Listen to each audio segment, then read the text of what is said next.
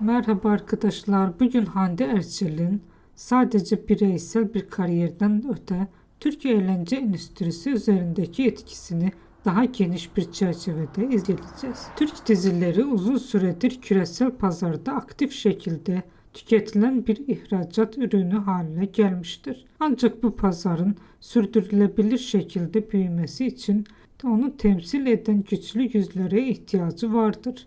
Hande Erçel bu yüzlerden biri olarak öne çıkar. Sen Çal Kapımı dizisinin başarısından sonra Türk romantik dizilerine olan uluslararası ilgi belirgin şekilde artmıştır. Bu artış yalnızca senaryo kalitesi veya yapım gücüyle değil, aynı zamanda izleyiciyle güçlü duygusal bağ kurabilen oyuncularla da ilişkilidir. Sosyal medyadaki büyük etkisi de bu süreci güçlendirir. 10 milyonlarca takipçiye sahip bir oyuncu.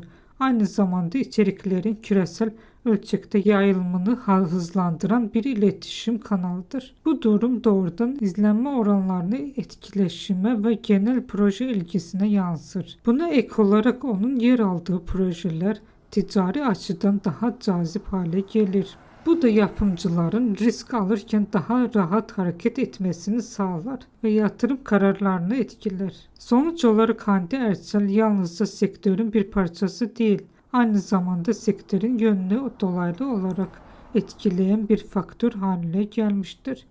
İzlediğiniz için teşekkürler. Bizi izlemeye devam edin.